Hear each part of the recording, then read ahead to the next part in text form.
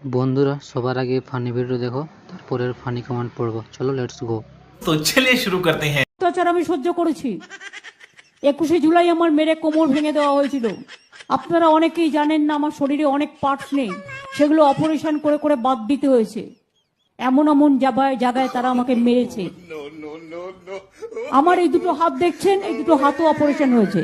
চোখ দেখছেন, চোখেও অপারেশন হয়েছে। মাথা দেখছেন, মাথায় অপারেশন হয়েছে। পেট দেখছেন, পেটেও অপারেশন হয়েছে।